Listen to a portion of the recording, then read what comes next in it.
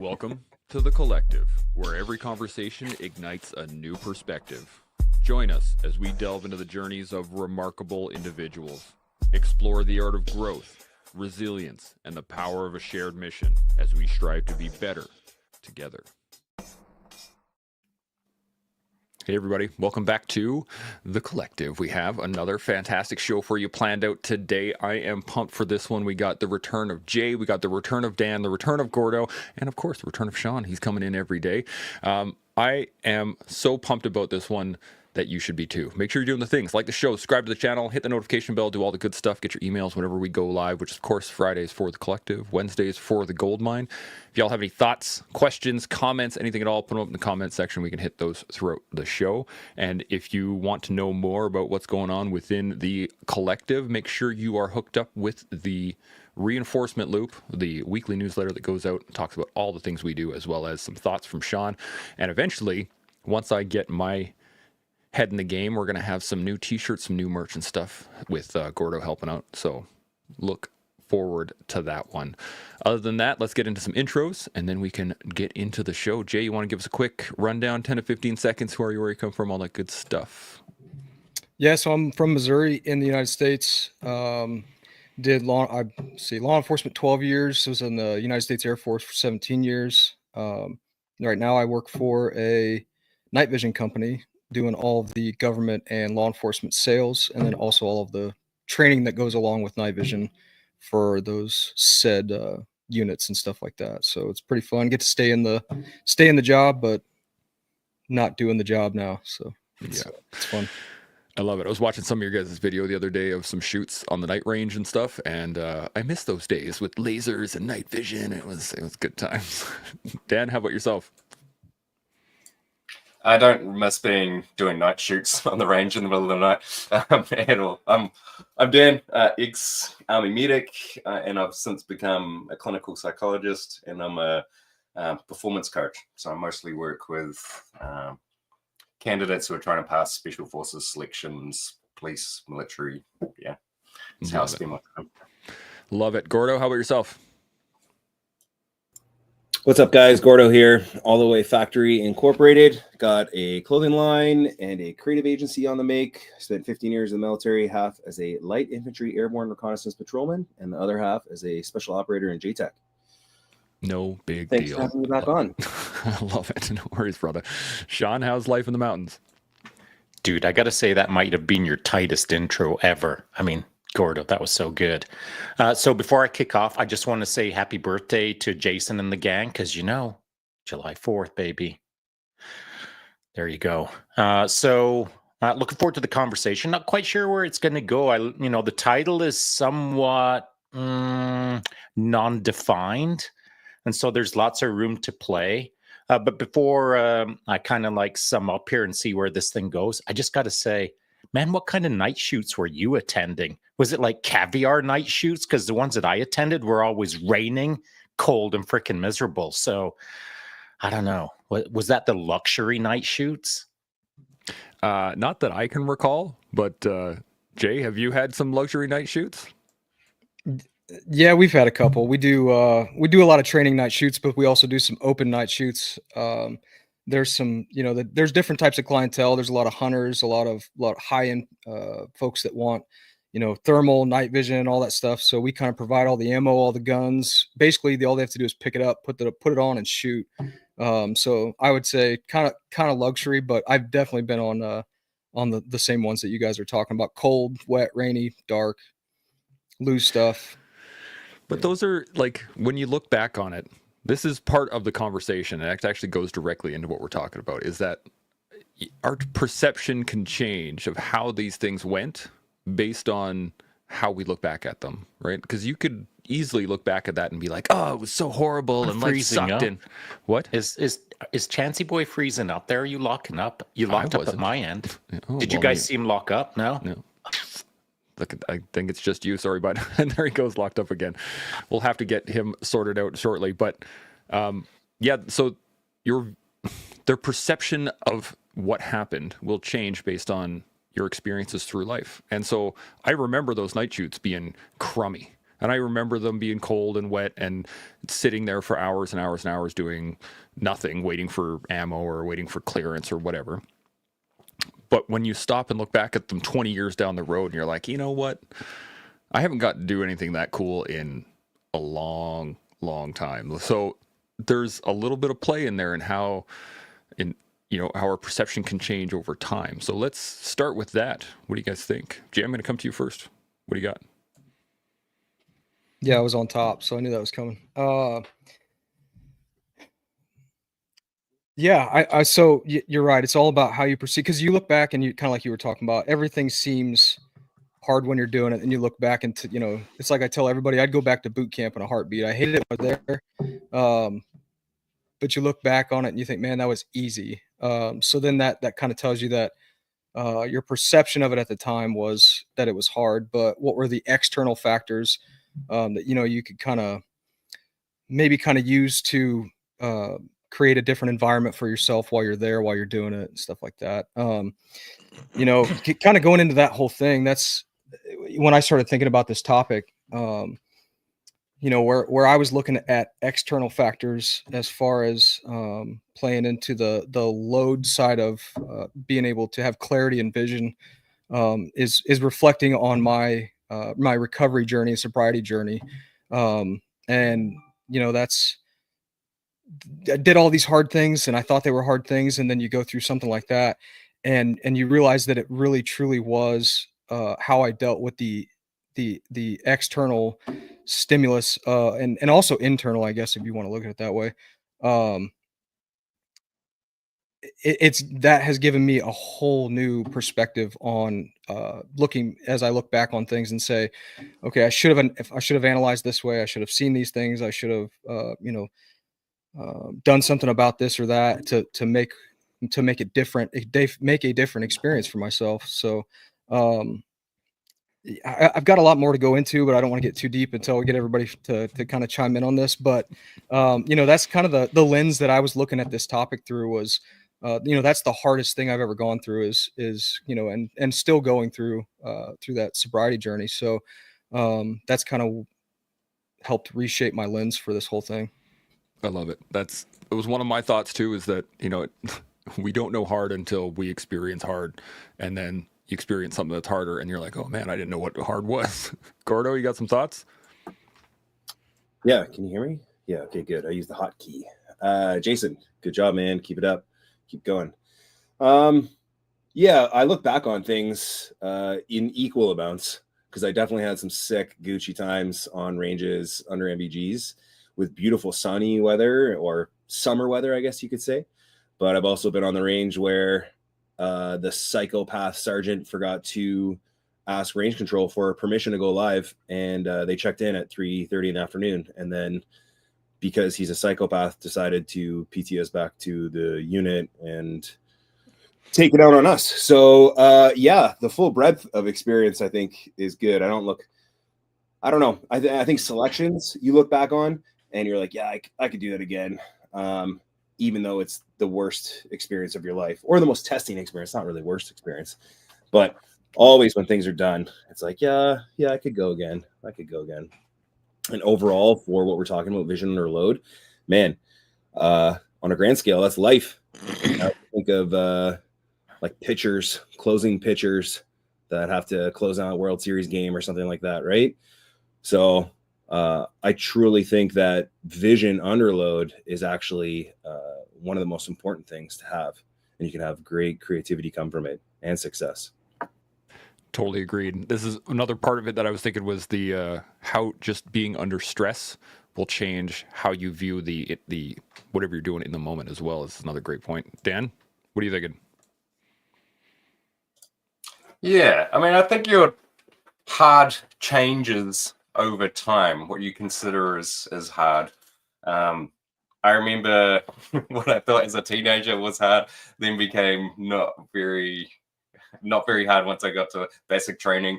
And then when I started my medical training, I remember we did some shifts in an emergency department, and one of the first shifts I was working on on a girl who had this asthma attack and was dying on the table, and that was just such a oh, like this is real now.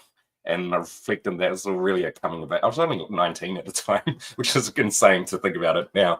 And then you start going into uniform and on operations, and then I've recently become a father, and there's a whole new world of hard involved with that. It's a I think your version of hard changes across time as you accumulate life experience, I think. Yeah. Absolutely. Sean, what are you thinking on this? So what I'm hearing, and correct me if I'm wrong, Chance, but this is the loose framework. So vision under load, everyone's talking about past, present, and future, or referring to it in some way, even just briefly.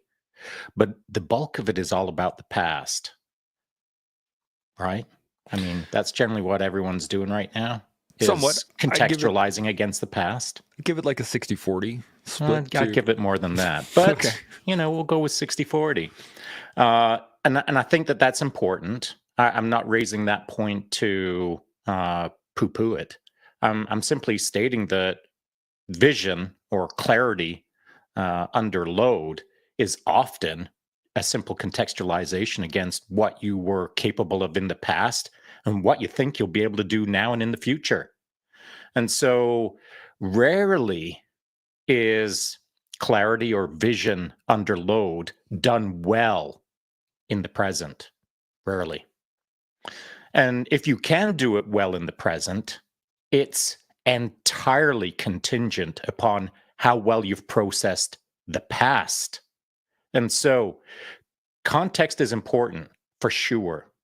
But I'm saying all of this right now to establish that context is probably the critical word to this entire conversation, because my context, your context, everyone's context is impure or is not perfect. It is our own little story that we tell ourselves. It's a narrative inside our internal world. It's our perspective, but that isn't reality. It's just a story that we've crafted in our past life. And so how you craft your story is how you craft your present. And so I'll sum up there and we'll see where we go. I like this. This is a great place to start. And I just want to touch on these real quick. Dan C jumped in here while we were talking about night ranges. She was like, exactly, they're cold and rainy.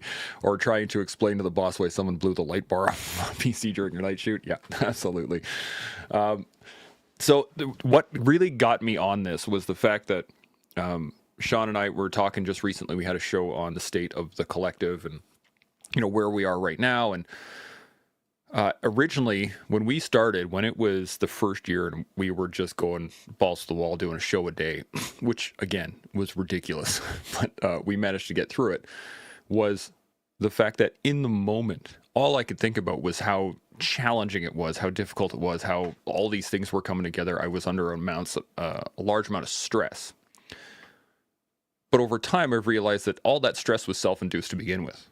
I was putting that stress on me. I was adding the load. I was adding all this stuff to me, which made my vision of what we were doing shift slightly. Same thing with parenting, Dan, like you were talking about. Like all of a sudden you have a kid and your perception of life changes. You're not the same person you were the day before. At least I hope you're not. And so I'm loving where this is going so far. And this is exactly what I wanted to talk about. But my first question off the bat before we get too deep into anything is, I want to hear, have you guys ever had a particular moment or experience where your perception or your vision changed in that instant? Like something happened, you go, oh, dang, and now you have to completely revisit what you believe? Gordo, I'm going to come to you first. What do you think? Yeah, kids, I guess, right away. That was a big one. Life, vision or load. I think, because you're right, this is a big topic. I kind of thought of it in two different ways. One, in my business right now, that like, okay, I have a medical pension, but I want to build a company and I want to build this, and I know it can be something that's bigger than it is. So yes, that's the internal load I'm putting on myself, but like I like that pressure. I find that is what is actually like bringing me in tighter, focusing because I know how much external distractions there are. I'm using it to like actually funnel me, be like, is that worth it? Is that worth it? The second point is, and it ties into it, is as a JTAC, like in the mission sense, what is the vision of the mission, right? And like the end state, it's very different from like controlling 30, not 30, but like 10 to 20 different airplanes. You know what I mean? In the sky, how has your vision changed? Well, the situation changes on the ground all the time. I always found a guy used to tell me, and we would make fun of him because he would always have a junior general kit and all this stuff on him, like lots of kit, lots of gear. And he would always be like, what's the alligator closest to the boat? And he's a JTAC evaluator. So he's checked out. He's like, what's the alligator closest to the boat? What's the alligator closest to the boat? And it's the same thing I'm doing right now. And it's that load, that stress of being in control of all these aircraft, plus the mission going on is actually like tightening that vision in. So the vision under load for me is like a performance thing. I was just talking previous was we were talking about the past. I dig it. I dig it. Dan, you got any thoughts? Yeah, I had a few things come to mind. I remember in part of my medical training, we'd always talk about when you step onto a scene, take a breath, and they'd talk about having this clarity of like this calmness. You need to be able to think on your feet and you need to be calm about that. We'd practice it and practice and practice it. And I didn't fully appreciate it till I was on the tools. And I think we had a motorbike had hit a car. So there's a mass casualty. I walked on scene, took a breath and started working and hitting the alligators. He said the ones that were most important, triaging. And I saw everyone around me start like panicking, crying because it was understandably horrific. But everyone turned to me to look for direction because I was calm and just keeping directions. And there's a lot of reasons why I shouldn't have been calm in that situation. And on the inside, I was certainly spinning. But part of my vision for that situation was like, I need to be calm, otherwise people are going to die right now unless I make really important decisions about what's about to happen next. And that was that memory carries with me into the future. Even now, that was 15 years ago, and I've had lots of experiences since. That the first port of call is like that stress response is going to kick up. It's going to change how you're seeing the situation. Just take a second. What am I seeing in front of me? Okay, now let's engage. That was such a, yeah. I don't wish that young Dan had that experience because I had multiple of those in my career, but I learned a lot from it. Yeah, no doubt. Car accident scenes are not pretty to be involved in. That is for sure. Jay, you got any thoughts? Yeah, I think that for me, it was going from military and law enforcement into the private side, working on the. I knew nothing about business. I knew nothing about sales, which a lot of people say that talking people into handcuffs is sales. But you know, I guess all the techniques are the same. But you know, kind of on that, the decision making process is the same. But when I was looking at problems that I was trying to address, I was getting I was not looking at it the correct way. Um, on the business side. So I had to step back and say, okay, you know, kind of like you're talking about that, okay, I'm not looking at this the same way. So I started kind of doing some research, started learning from some people, but really kind of reflecting on how can I, and to tie this into what Sean was saying, how did I make decisions in the past under stress? And then now that it's a different type of stressful environment, and how can I make decisions and go through that process, but with a little bit different lens. So I just kind of like reframe the way I was looking at things, and maybe not handle things with such snap decision, because you know, kind of the first one is the best one sometimes, but then you have a little bit more time to make some analytical decisions, and that was a little bit of a hard thing for me, was to kind of take one and move it to the other. So I really kind of had to change that, and the panic side of it was weird to me, that I was panicking in a situation that was not life threatening, but one of the stories that I thought of when I saw this topic, because in the teaser you said the whole thing about night vision and seeing in the dark. Um, I remember when I was learning from my dad to get to the deer stand when I was very, very young. You walk to the deer stand, it's dark. And I remember following him to the deer stand, and he seemed super confident, and it was pitch black, and I had no idea where we are going. And I always wonder, like, how is he so confident that he knows where he's going? I'm sure there was a couple times he was lost. But I asked him, I said, "Hey, when I start doing this on my own, what happens if I get lost? What if it's in the dark? I don't know where I'm going." And he said, "Well, the first thing that you need to remember is the what you can't do is start turning around. That tree looks familiar, that rock looks familiar, and just start panicking. You spin in a couple circles, now you're worse off than you were." So I kind of always remember that as I kind of go through times in my life and think about darkness. Was him saying that was don't panic, think about where you came from, find something and use that as kind of like your guiding light, I guess you could say. But yeah, that story just always it sticks with me. So I love it. That's awesome. When I got this started, this thought process started in my head. I was actually telling a story to my wife about remembering times back in the Army that were, awesome. I remember doing these things that were awesome, but they sucked in the moment, as we were talking about earlier. But watching someone's cat eyes on the back of their helmet in pitch black, right? All you can see is those two little dots moving in front of you, and then all of a sudden they just disappear because the dude fell. And you have no idea where you are all of a sudden, and it's challenging. But you're right; you have to just keep going. You can't stop or turn around or do anything. Sean, you got any thoughts on this one? Yeah, Jason, back in the day, we used to call them spinners. I mean, if the guy didn't have his act together, he was a spinner. Because, like, when he didn't know what to do, he'd start turning circles. Didn't matter day, night, whatever, lunchtime, whatever. He was a spinner.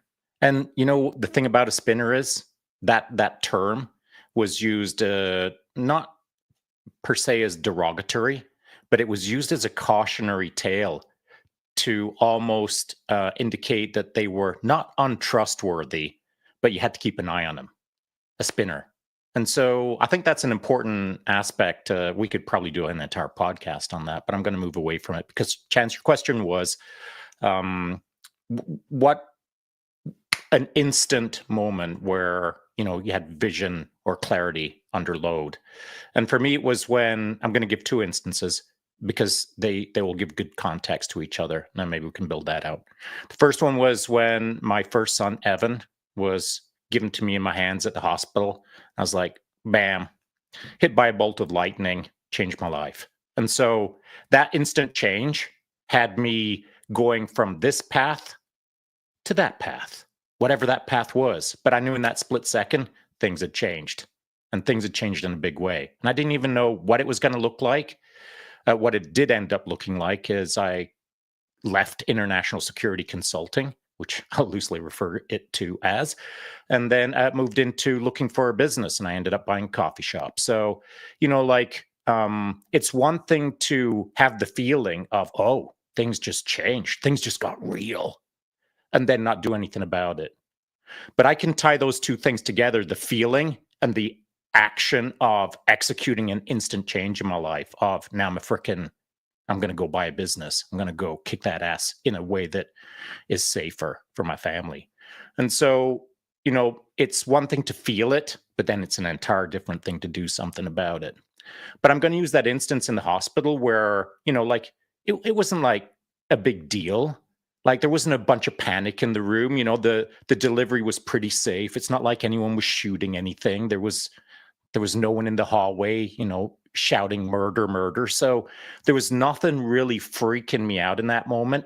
That allowed me to settle into the moment and really feel it. And that's going to be important. Hang on to that for a sec. It allowed me to feel the moment. Because many years prior, the first deaths I ever saw in a Department of National Defense was when I was in basic training, and our deuce and a half rolled. 3 guys got killed. All of us got all bonkified, and it was a gong show. But when that truck flipped, much like Dan, I just slipped into a very calm state. And I didn't know how I was doing it. I didn't know why I was doing it. I just started working on people who were really messed up. And generally speaking, I was the only one who was like taking care of business in that way.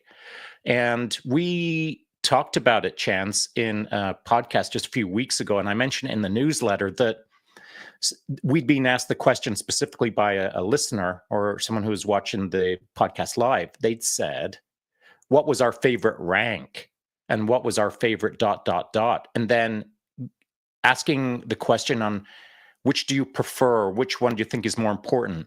Senior NCOs or officers in these certain instances? And my opinion was then, as it is now, as it will always be, I have very little regard for rank. I mean, it could be earned or it might not be earned. Whatever, man. I don't actually care too much about rank. What I do care about is performance and how a guy executes in the moment. How reliable are they in the moment? And so from my perspective, I don't care if you're a brigadier general or a private. When things go sideways, here's what I've always seen happen. Everyone turns in and looks into the middle. The middle. The middle is the representation of the calm person. And it doesn't matter about rank at that point. It just matters who can hold the space, take care of business, and not be a freak.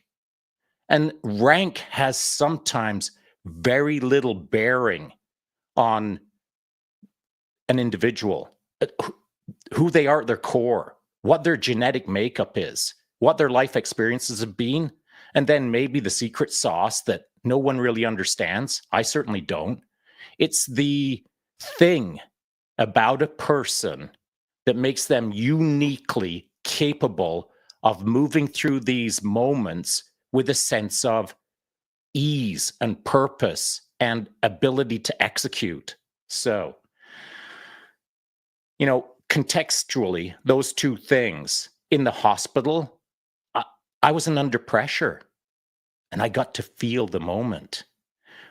But in the gong show vehicle accident, there was I didn't get to chillax. I was just right in it, covered in blood and dealing with the problem, and no time to really feel the feels.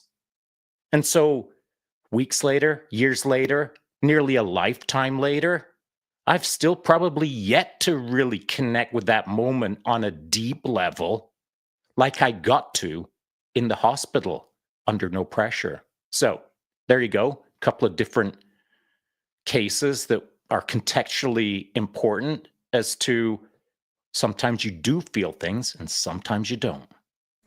I love it. I'm going to pass this around here in a second, but I just want to hit this comment. Dan C. jumped in here. He said, I think part of it is the ability to work through the tunnel vision that psychologically we cannot suppress, but which training helps us to recognize and compensate for, which is an interesting point on that one. Dan, I'm going to come to you. You got any thoughts on what Sean just dropped?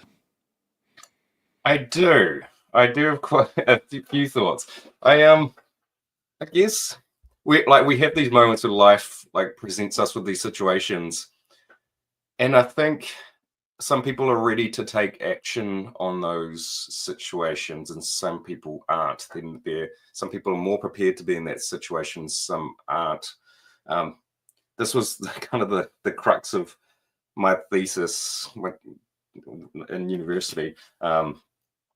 That some people have this accumulated life experience, and then when they go on operations and have these really hard experiences, some people are fine when they get back, actually no symptoms at all, post-traumatic stress.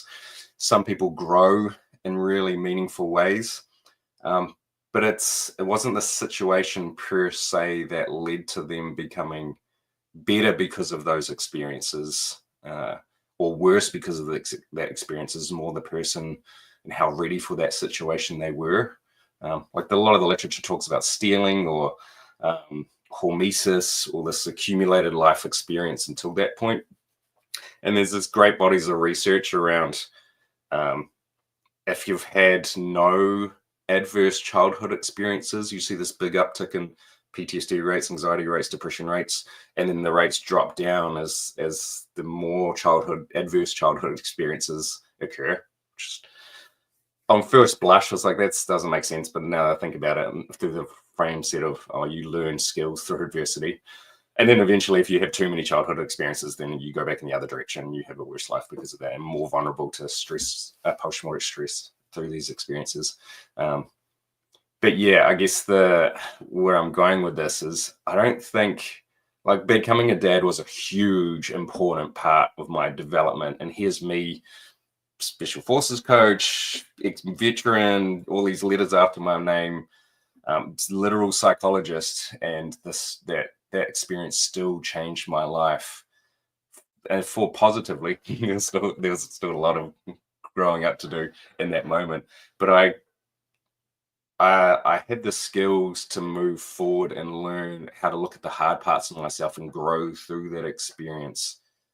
And I'm just struck by not everyone has those tools, so it can be quite confronting. They want to be a better father, for example, better person, but they don't have the skills to make that decision, to make those hard steps. And so it could actually make them worse sometimes, or at least can be a real freaking rough ride for the next few years.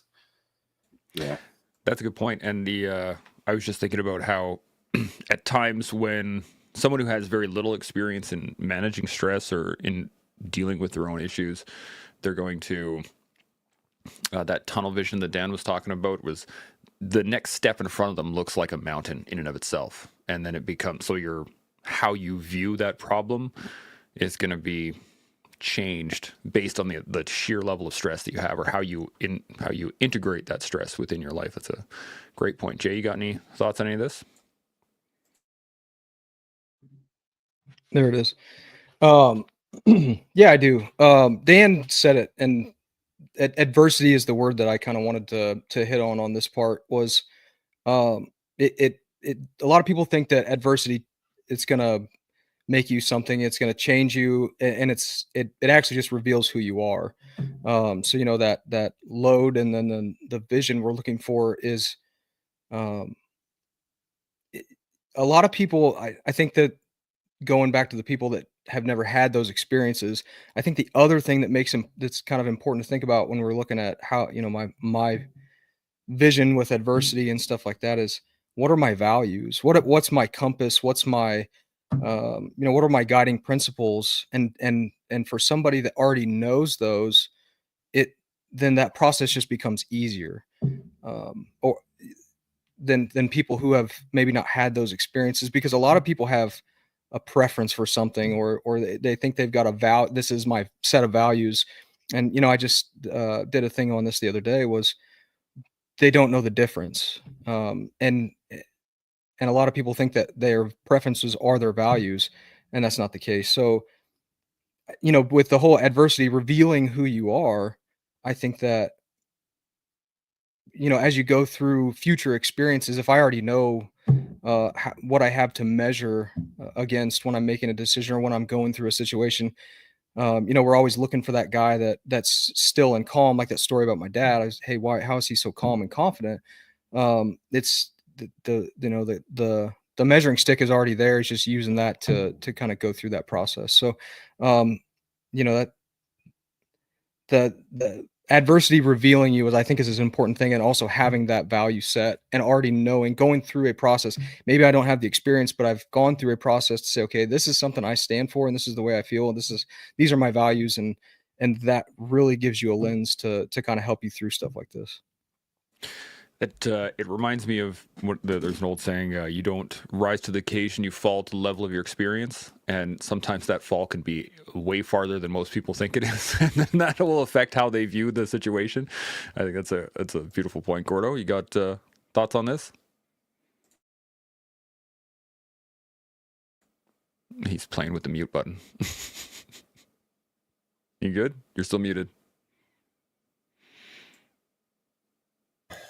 There we go. God, Gord. Come on, man. Yeah, you took the words from my mouth. Like, your lowest common denominator, like whatever your training was, you're going to fall on it.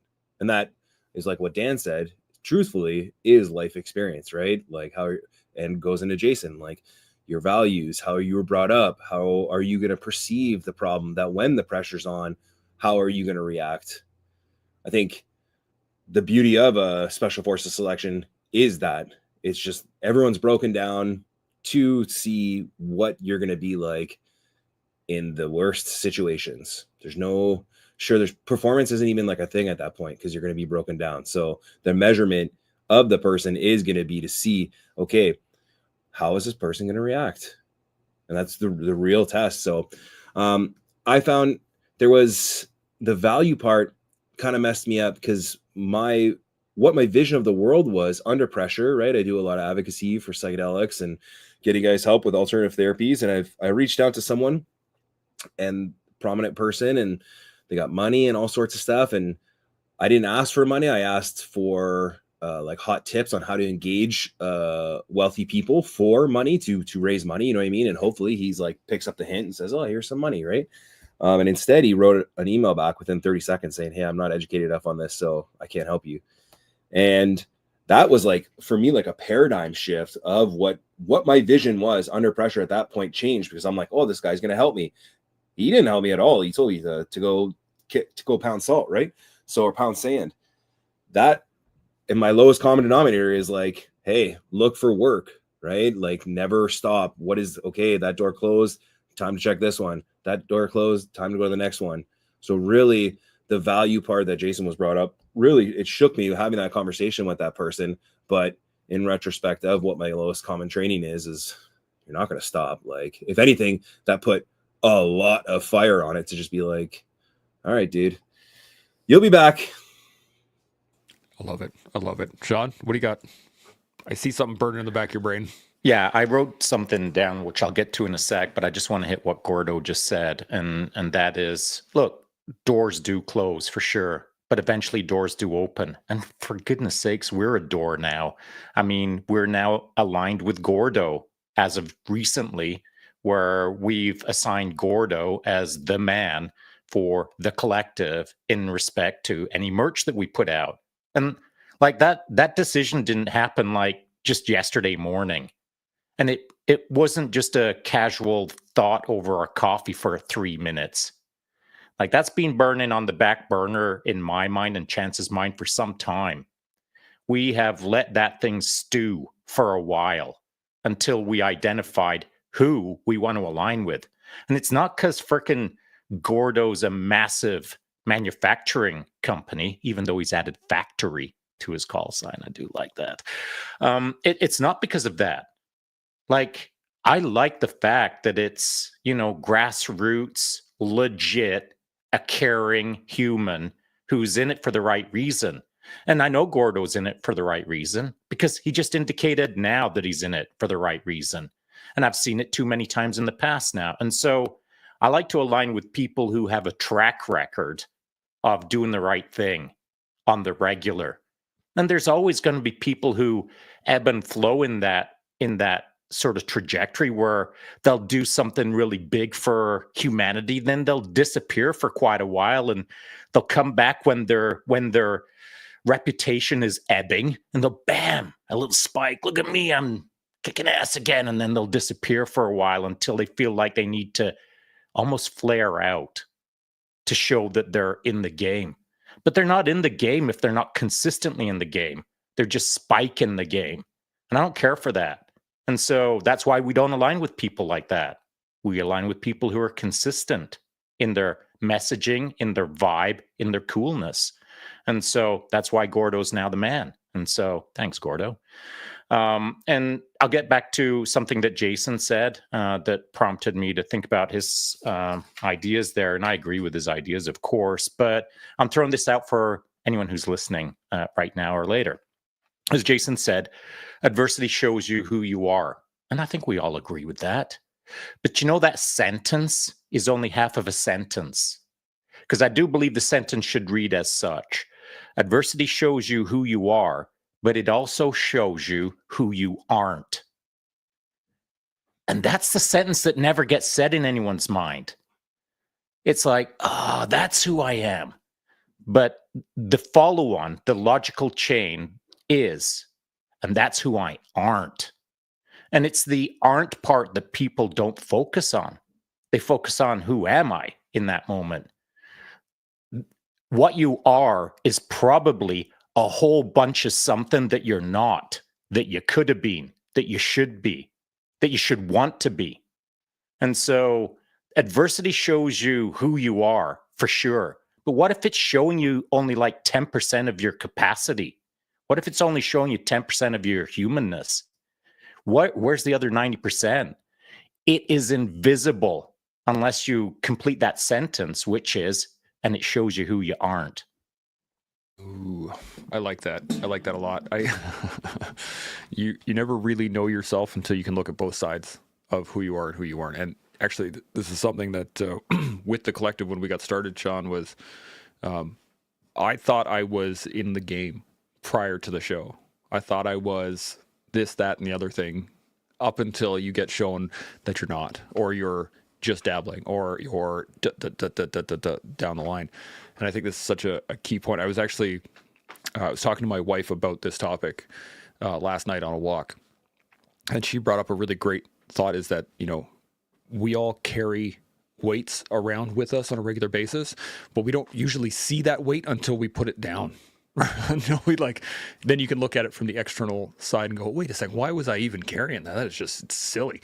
And I think it's similar in this concept. We could build ourselves up with, I'm this and I'm that and I'm these things and so on and so forth, and just neglect the fact that you're not this, that, or the other thing. And that plays into, as you were saying, Jason, with your values.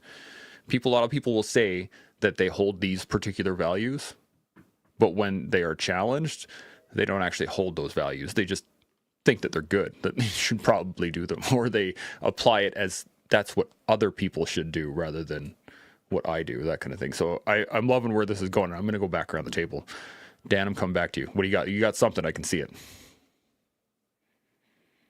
Always got lots of thoughts. Yeah, I mean,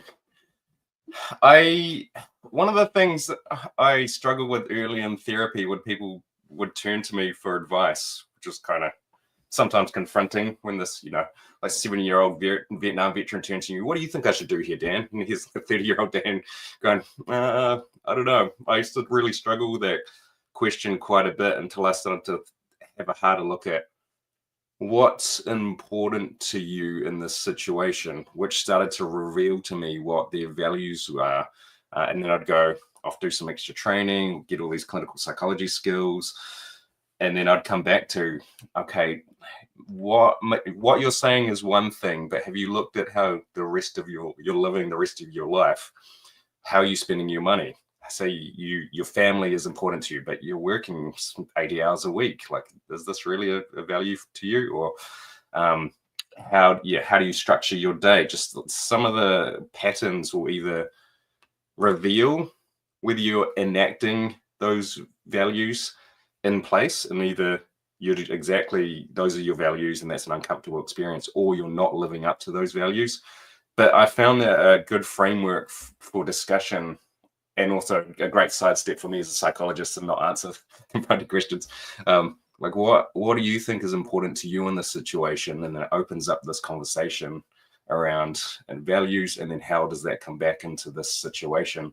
And I wanted to speak a little bit on that comment you made, Chance, about the weight that you're carrying around you can change how you view situations. Because I'm a clinical psychologist. One of the things we get taught is these different ways that these different disorders change how people see the world. Like in depression, you see negative thoughts about yourself, others, the future. Anxiety, you see threats more often, and your capacity to cope goes down. There's all these ways that you can measurably see in the labs that these people see the world differently. And it's important to tease out what is important to you and what is maybe this depression or this load you're carrying around telling you that's getting in the way of this. Those two things might be aligned, but they might be confusing each other. So we'll tease those things out. Hey, this is a value for me, but this depression's getting in the way, but let's still make sure it's important. We see that this is important to you. And it creates a great framework for decision-making after that. I've found it, at least. I totally agree. And when I'm in a depressive state, you're right. It changes the way I see the world.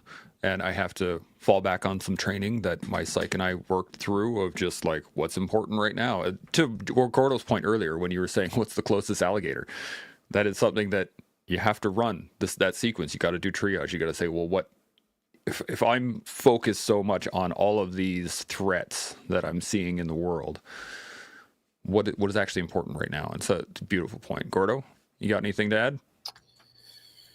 Yeah. March, just like you said, right? Like first aid kind of thing, massive bleeds, airway, go down the list. Same thing, keep vectoring it in.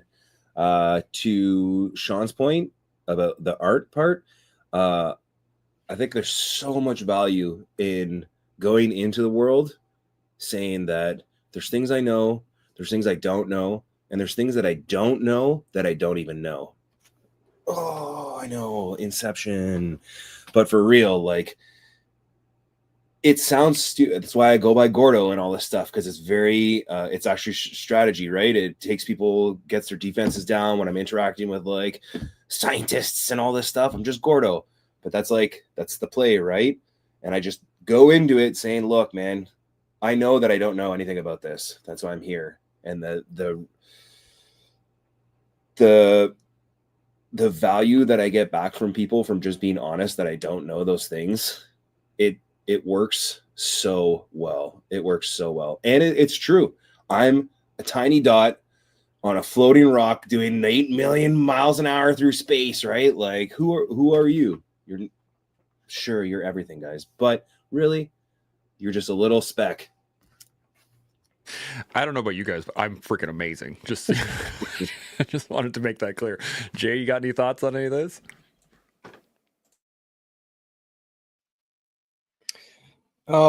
Yeah, just real quick. What's kind of goes into what Dan was saying, and this is something that I noticed as I was, going through all the things that I went through before I started my recovery journey. Was I kind of knew who I was, and I let that go by the wayside, and sometimes that makes it even harder to deal with some of the things that you're dealing with. It makes the depression, the anxiety, all the things that come along with that type of thing. Already knowing your value set, it made it harder for me because I was sacrificing what I believed in, what my values were. So it almost kind of amplifies the problem itself, because then you're mad at yourself. You say that I know this is what I stand for. I know this is who I am.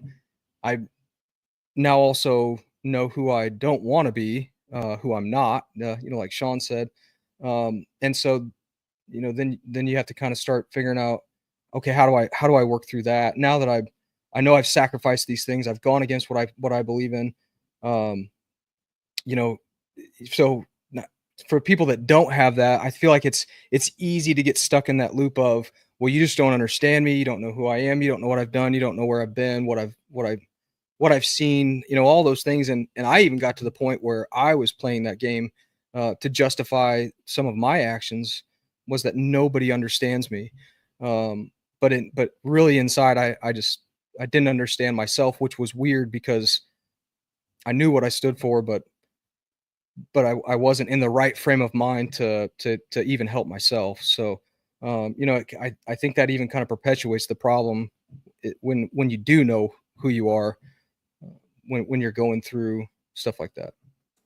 Oh, absolutely. And you use it to attack yourself with, right? When I'm in a depressive episode, especially, and I can't help, or one of the biggest things when my back goes out and I have to lay on the couch and I just sit there and I watch my wife all of a sudden have to take up all of my responsibilities and start doing all the work that I would normally do, as well as all the things that she would be normally doing, as well as taking care of the kids. And I'm just laying there beating myself up like I shouldn't be this person. Why am I even on the couch? This is ridiculous. And you just use it as a tool to beat yourself down farther.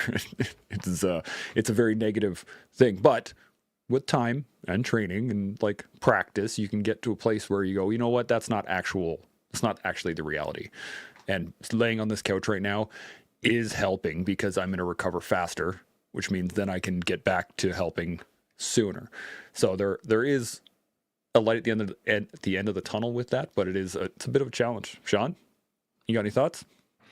Yeah, I like what Jason had to say there, and I feel that is the case. And I'm not suggesting this is what Jason went through. I'm not suggesting anyone goes through this. I'm just throwing out a general template. And I think something that can happen is an individual will categorize themselves, they'll label themselves, they'll give themselves a definition, they'll design their own avatar, and that's who I am. And then when things start going a bit sideways, fill in the blank, it could be depression, it could be anxiety, it could be freaking anything, doesn't much matter. When something comes in and starts creating friction between that label and the reality, what tends to happen is an individual will look back in time for context and say, well, that's who I was. That's how I usually do things. That's me. But the me is from years ago, maybe decades ago, certainly months ago. What it isn't often categorized as is, well, that's who I am right now. That's my abilities right now. And 2 minutes from now, they'll be different. It's always like, back in the day, I used to be the man. And today I suck because I'm on the couch. And now, how do you sort of rationalize those two, that delta between the man and I'm laid up on my couch eating Doritos? That's a big delta. But the label from the past is like, it's the wrong label. Those are experiences that were supposed to teach you lessons, teach you about yourself. They were supposed to fortify your inner world to create you a more human.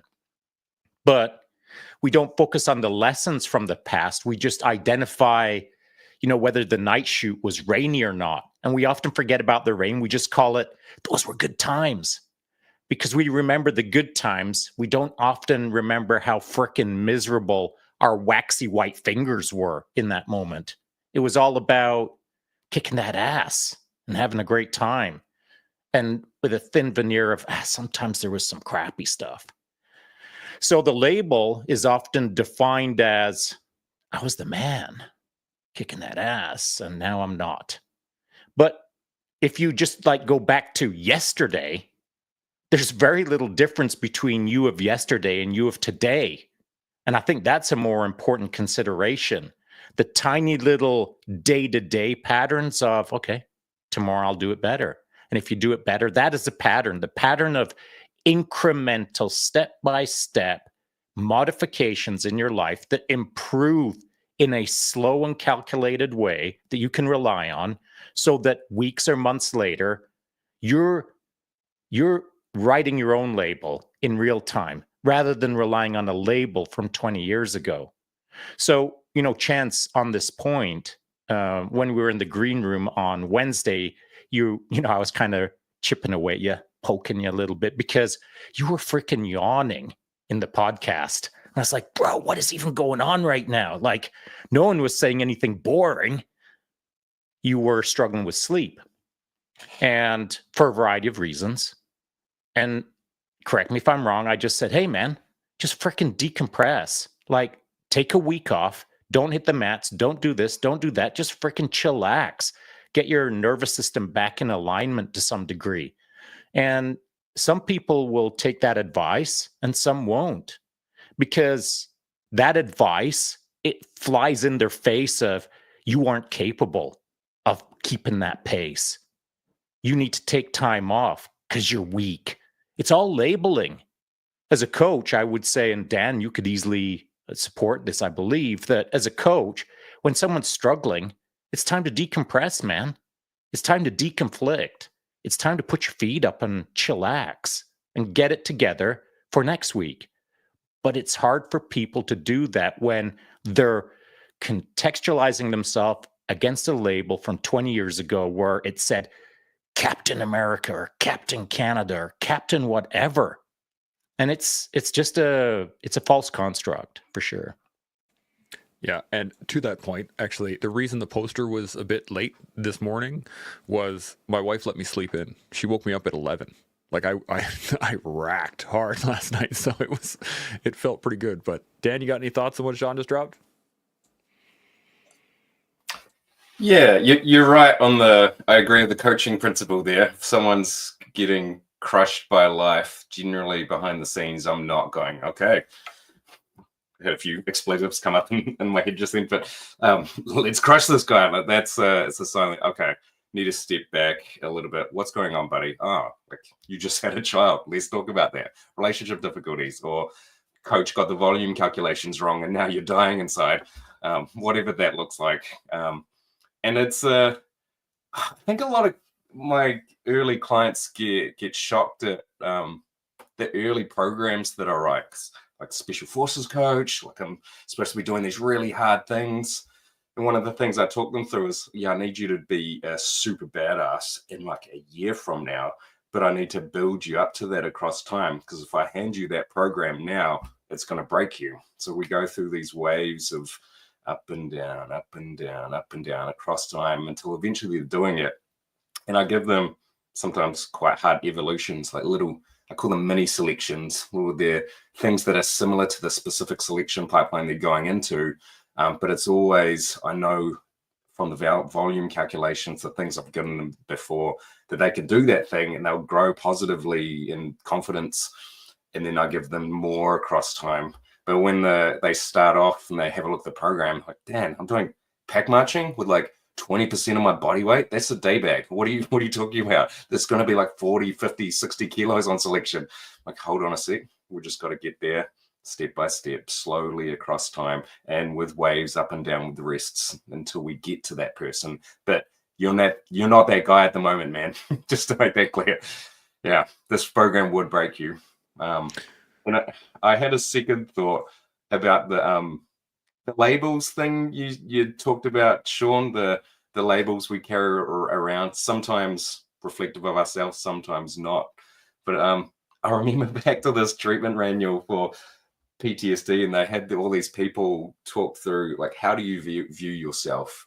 How do you view your experiences? What were some of the hardest things that you told about yourself, about your services overseas? And they'd write like horrific things. It's murderer, all these people had like moral injuries, things that shocked them to their core in terms of their values.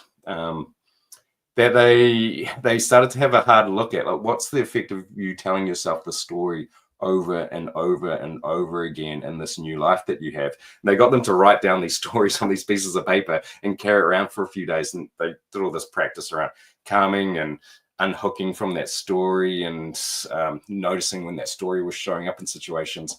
But it was such a confronting experience, because I've done interventions like that afterwards. It's usually a very emotional session about, oh man, like, I'm telling myself the story all day, every day. I'm such this bad person. I've done these bad things. I'm broken. I'm not good enough. I'm telling myself this stuff like 50 times a day. And when they start putting that story down to the side again, they're like, oh my God, like, it's like this huge weight got taken off me. It takes a lot of practice to put that story aside. But I had one guy turn to me one time, because I think it's been 20 years since his service. He'd been carrying these stories around for a long time in a nervous system that had been trashed because of that story. He turned to me and goes, the rest of you guys freaking live like this? You got energy all day? You get to sleep at night? It was, what's going on? It's like, yeah, man, you don't have to be driving around with your handbrake on and the wheels misaligned all the time. You can just be living. I love it. It's so true. And there's actually, I had a question here on that was, sometimes we carry around these weights that they're not even ours to carry. And they're just added weight. And I remember a particular rucksack march. I was marching with my guys, and one of the other C9 gunners was starting to falter and having difficulties. And I started taking weight off of his back and throwing it onto mine. And I started taking stuff off his ruck and throwing it onto mine. And eventually, by the end of it, he was just carrying his ruck and his weapon, and I had an extra 40 or 50 pounds on. And it sucked for me at the time, but I was able to ditch that later. right? The rest of my team came up and they started spreading out the weight a little bit more so that everyone was carrying a little bit. And then when we actually stopped, we were able to drop all that and give it back to them, all those things. But I think in life, a lot of times we add these weights onto our back. We add these weights into our lives of just like, I'm either this or I'm that. And it's a lot of the stories that we tell ourselves, how we perceive ourselves in the moment. And we don't figure out how to differentiate what is actually ours to carry and what isn't. Because certain things you want, right? I put the weight of being a father on me. That's on me all the time. That was something that I do regularly. But I also don't need this extra weight of being a superhero badass dude all the time. Right? I don't need that weight. But until I learned how to differentiate what's mine to carry and what isn't, I was just loading it up, add more, add more, and it was crushing me under that weight. So I'm wondering from you guys, how do you differentiate? How do you separate the things that you need to carry and the things that you don't? Gordo, I'm coming to you. What do you think? Psychedelics. Nice. I had a psych tell me once, he asked me if I was good at rucksack marching. I was like, yeah. He's like, yeah, you can do it pretty fast, right? I'm like, obviously super cocky. Yeah, of course. And a lot of weight. Oh yeah. You're probably up there with some of the top guys. I'm like, yeah, you bet your ass, man. No one was asking me to carry the weight though, or go that fast. No one's doing that. No one is putting those made up beliefs onto you. Perception is reality. It's what your reality is. And we see it in the veteran community so much. The pure hatred for Veterans Affairs and the government and all this stuff. And it's like, yeah, roger that. But how much of that are you going to change, man?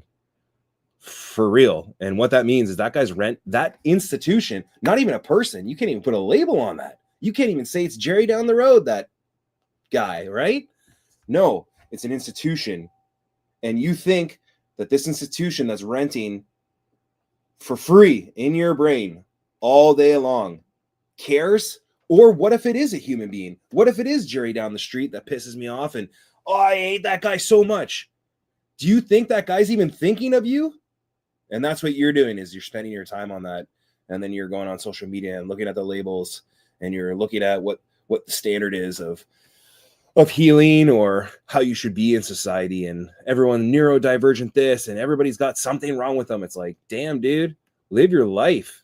Like, you are putting limiting beliefs on yourself. All this ADD, ADHD, which is a normal thing. Yeah, okay, we're learning more stuff about people and society, but like, damn, man, humans been human for a long time. So cool, the stories and the posts, man, you are putting yourself into that hole. You are shame spiraling. You are bringing yourself down further and further and further. I'm this, I'm that. Man, it's 2025. You can be upside down pineapple cake.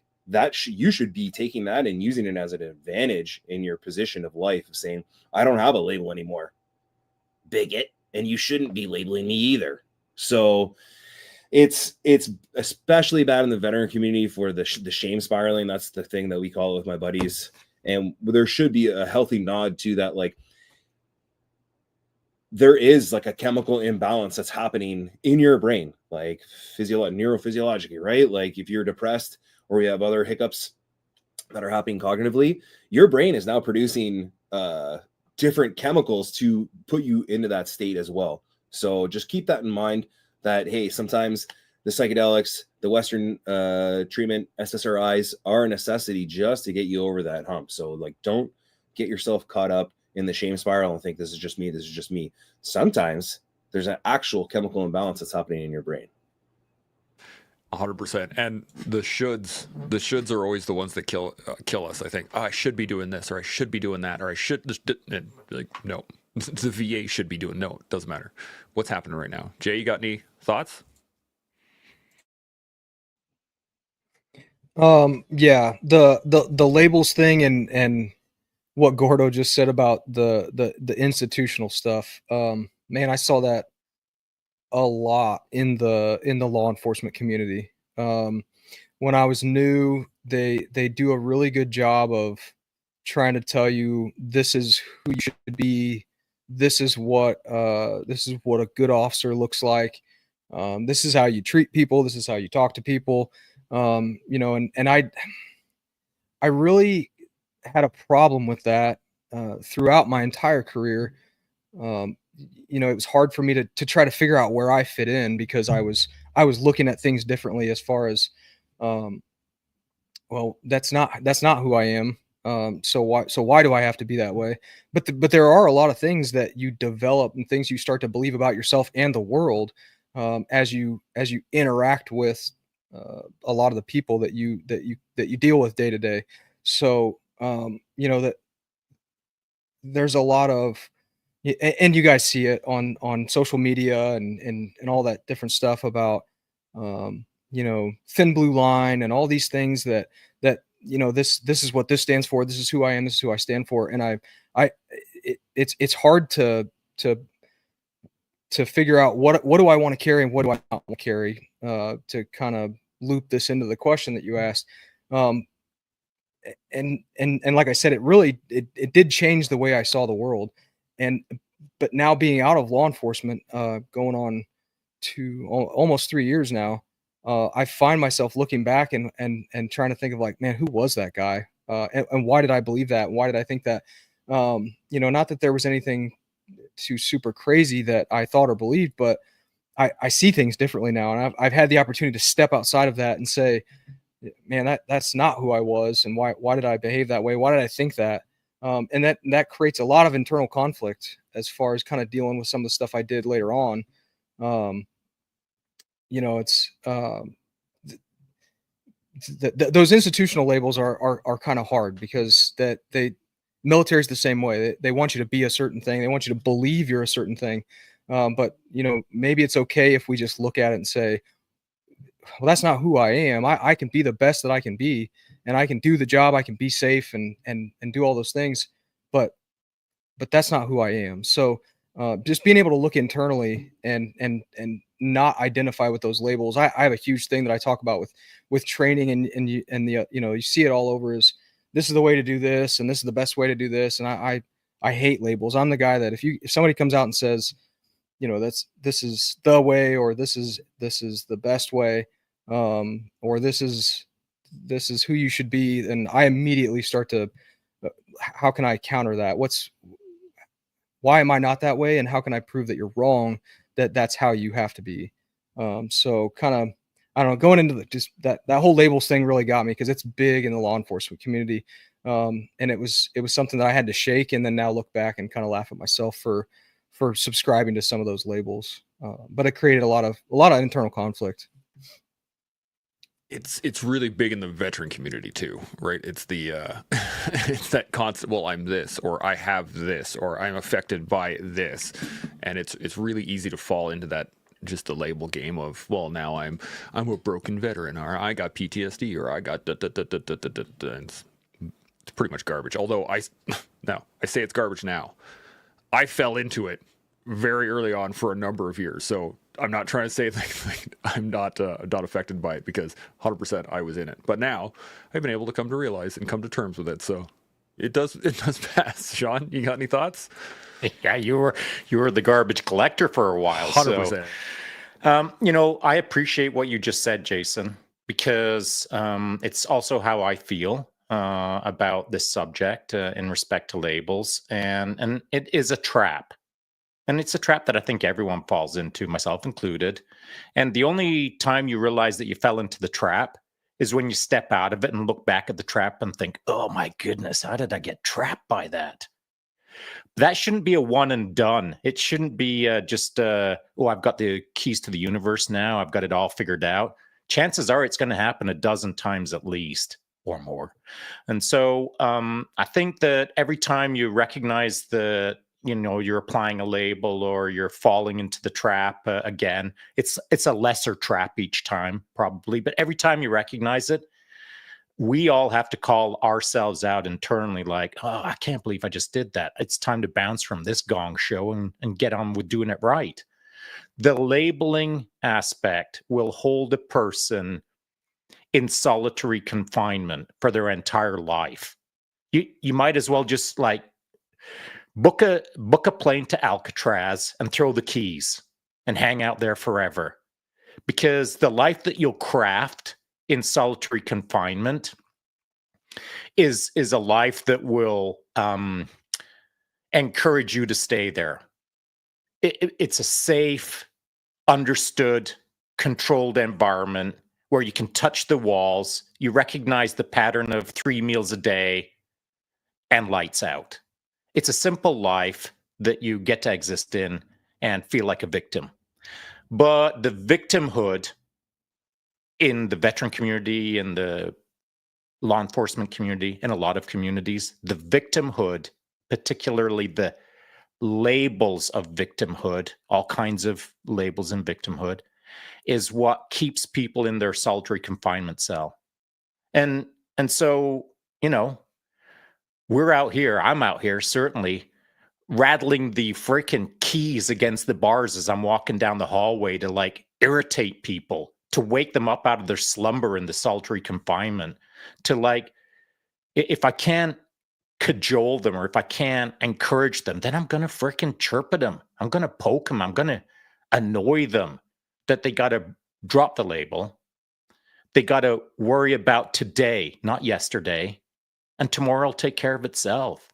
I'll say this, and I'm curious as to what you guys think. It's on the same subject, same sort of tangent, as it were, but just a bit of a twist. Myself, you know, having been diagnosed with PTSD, and also like having been around enough explosions that my memory freaking sucks, man. My long-term memory, like all of the things that I did, I don't remember a big chunk of those. Like, it's not like I can sit here and relive Tuesday 35 years ago. Hey, I remember Tuesday, I did that. Like, I remember big things. I remember like epic things. I remember things that were epically good and epically bad. But to my point earlier, when we started off the show, like, I've just done too many night shoots in frickin' bonkers bad weather to even remember like one of them. They all just blend into the gong show of, man, that kind of sucked. But my memory is bad enough due to TBI or whatever that like I don't have to live in the past anymore. Like the minor chunks of my memory that exist, I don't hang out in those either. I spend most of my time right now, today, in this moment.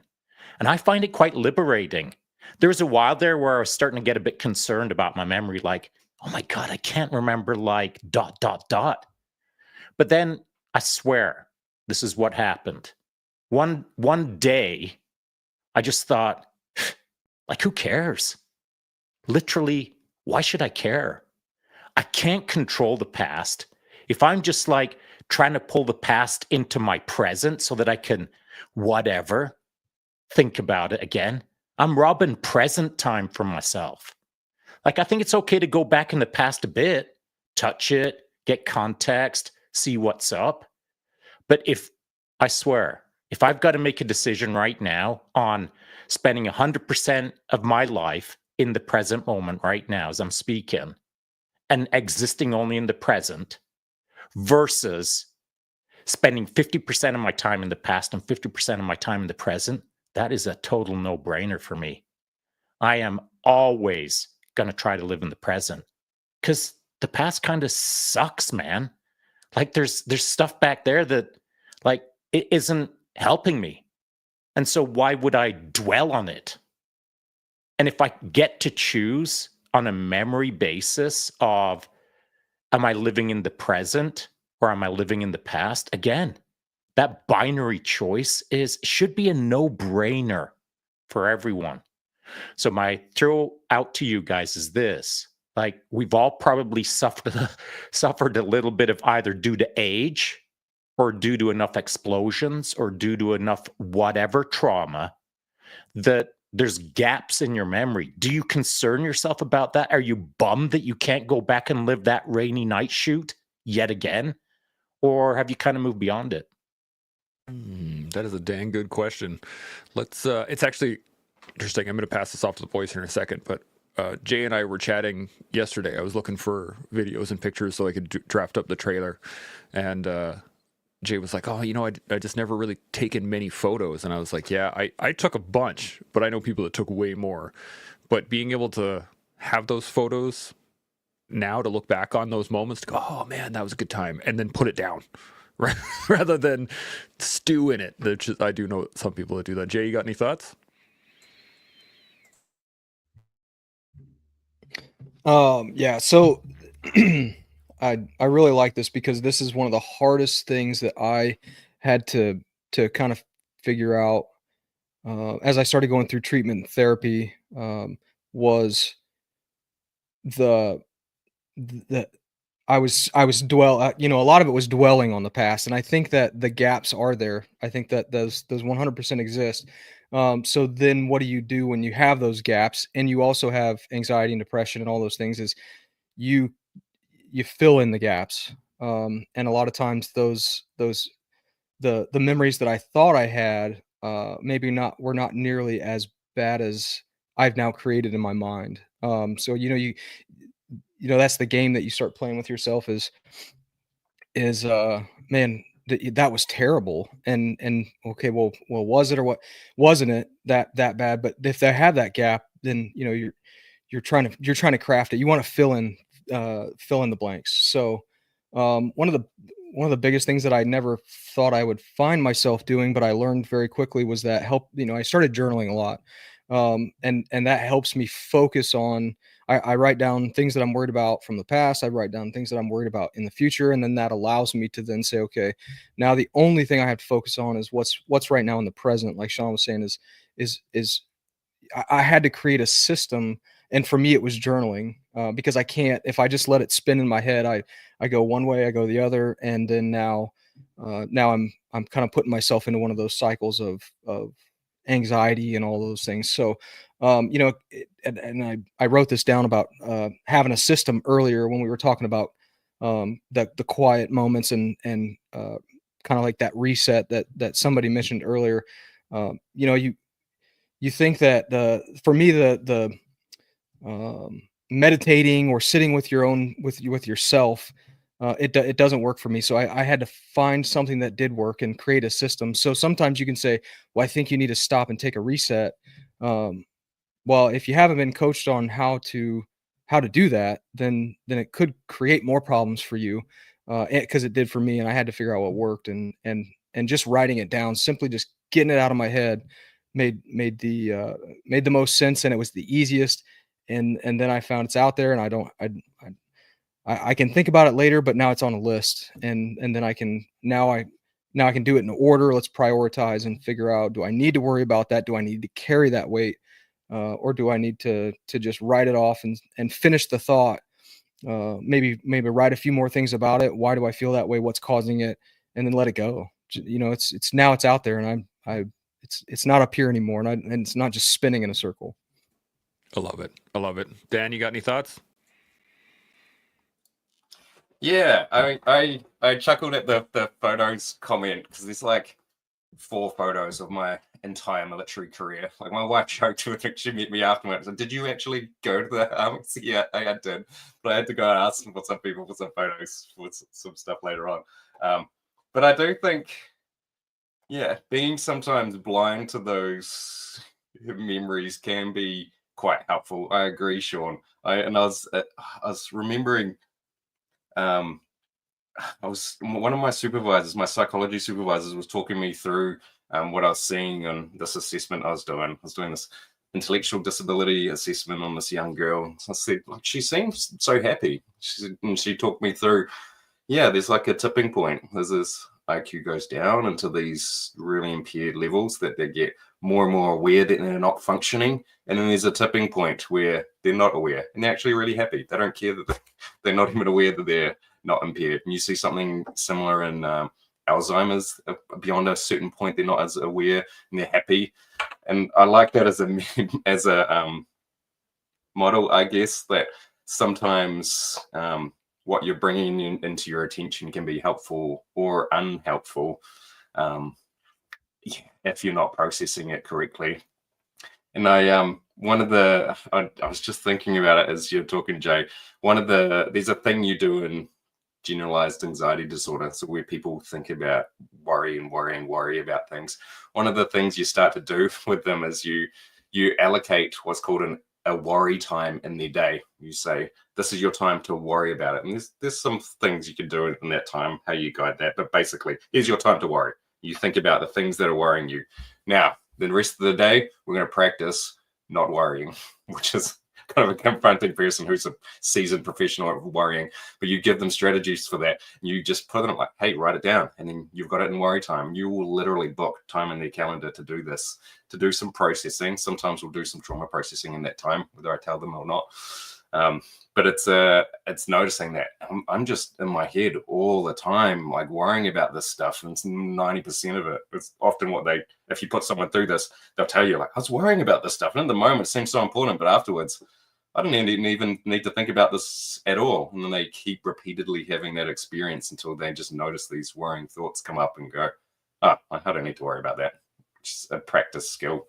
And then I took that model and started giving it to my like special operations candidates, like teaching them to first I call it segmenting. You got to be really careful about how you pitch things to these guys. It has to be kind of cool and sexy. Is that like, cool guy edge? You can't talk about weakness a lot of the time. So I talked about segmenting, breaking things down, micro goals, and then, hey, did you notice you're worrying? Let's put that into your active processing time at the end of the day. And I was giving them the handles, which is the clinical psychology skill. They were just worrying too much. I didn't tell them that. They were ruminating, but I told just like, hey, this workout, just work through the warm up, and then work through set by set the strength component, and then each interval. I just want you to work on like pulling the ground behind you as you run. And then when you notice that thought wander, bring your attention back again, just whatever mechanisms you do. It's a practice thing. And behind the scenes, what you're doing is they're bringing all this garbage into their attention. It's interfering with them actually engaging with their life, the here and now. And that's actually more problematic than actually what's happening around them in that moment. I love it. I love it. I was just thinking when you said someone gets a worry time, I was thinking about like a nap time for like a 2-year-old. It's like now you got to go sit in bed for a little bit, just go take some time off. What do you got? And I was thinking for the special forces guys, and rumination just might need to be titled as a mental mag change. You want to get rid of rumination? Do a mag change. I love it. A little mental mag change. Take the brain out, put a new one in. There we go. Good to move on. It brought up the idea of ignorance is bliss. What you're talking about earlier, Dan, was like, there's lots of times the people that don't worry about the stuff or know about the stuff that I know about, or like how dangerous the world is, they're loving life, man. Their life is fantastic. Yeah, it's such a great point. Gordo, you got any thoughts on any of this? Yeah, I think kind of touching on what you guys are saying right now, and Dan, you can tell it's your guys too, is that when you fire that shot, you're not getting the bullet back in the gun. So like, you better let it go to get ready to reacquire your target and make the next shot. And that was explained to me on a shooting package as a young soldier. And it's true. And it's the same thing in life. And maybe there's a little bit of like PTSD that comes out where it's just like, you can kind of just mentally be like, nah, I'm just going to shut this off and just be a robot. So there's a little bit of that aspect, at least with me. But who cares what you did before? Like, it's kind of like what Sean said about the rank thing. I'll salute the rank because I have to, but I'm not saluting the rank. I'd rather salute the person that has the rank, right? So, and when we look back and that's who you are before, like, I don't know. I think that's garbage. I don't care at all. I care. Okay, it has some value, but I'm more interested in like, hey man, what are you doing right now? Or like, what's next? What's the next thing that you're going to do? You were able to do that? Whoa. Okay. Like, let's see how you reinvent yourself and put that in there. And I'm not asking you to put that person away either. I am the warrior in the garden now. You know what I mean? And I love that. And I want to be that. It doesn't mean, and that guy he has his place in the closet, maybe bad term. He has this place where I can pull him off the shelf if I need to. You know what I mean? like zombie wars, or I have to defend my family or whatever, sure, you can come out. And it's very, very, very, very, very comforting to walk around in society and know that the capabilities of me as a human being. But does that matter now? Like all the special forces stuff, all the cool guy courses, all the deployments, all that stuff. Like, I don't know. I don't like viewing it that way. I also think that maybe there's a portion of me that kind of is like a scorn lover. Like my cup wasn't full from the military, and people think like that makes no sense because of what you've done. But I'm like, no, it was a drug that was like never satisfied. It was never full. It was the most addictive feeling in the world, and I never got to have it completed. So when I look back on it, it's not, sometimes I don't want to look back on it because it will remind me of what I was and what I was doing. And wow, that was so cool and amazing. And then here I am, a graphic designer making t-shirts, you know what I mean? So that's just my 2 thoughts on that. I dig that a lot. I was thinking, you know, your daughter or my boys couldn't care 2 cents about what we used to do. There's been a couple of times where they'll mention something they saw on a TV show, and I'll be like, "Oh yeah, I used to do that," and they're like, "What? No, whatever." And they like they don't care. What they care about is right now, where you are right now. Are you with them? Are you doing their stuff? And I wrote down a thing here that through all you guys talking has kind of clicked in my brain. It seems to me that especially rumination or trying to engage better habits is like doing a stoppage drill. Right, I was explaining this to one of my students on the mats. Was she would get stuck. She would do an escape, but would just escape, and then have to take a second and go, and then try to attack. And I was like, well, no, this is what we used to do in the military. Is a stoppage drill isn't done until you have rounds downrange, right? You don't sit there and ruminate over the weapon and like, oh my God, my thing is jammed, and now I don't know what to do. And looking around and asking people, no, you fix the thing. And if you can't shoot still, you keep fixing the thing until you can shoot again, and then you get back into the firefight. And I just want to ask you think that's a good analogy? You think that fits with what we're talking about? I'm going to come to Sean on this one. What do you think? So if we're referring to the immediate action drill, IA drill, I think there's a time and place for it, for sure, but not all the time. And so the generalized comment that I would give to anyone is, there is a time and place for an IA drill, but it's not all the time. And why do I say that? You can run through life solving all kinds of lickety-split problems and just keep freaking firing downrange all the IA drills for the rest of your life. But then, like, where's the liminal space? Where's the reflection? Where's the contemplation? Where's the introspection? Where's the learning? Because if all you're doing is clearing IA drills, guess what? You're really good at IA drills, but you ain't good at life. You're good at IA drills. And so life is a pretty complex and rich problem to solve. And if it's only through the singular lens of there's a problem, fix it, and don't stop until you fix it, it's missing an entire chunk of life, which is called the liminal space, which we've discussed in the past, which can exist for a split second, or can exist for days or weeks or months, depending on how you view the liminal space on a particular subject.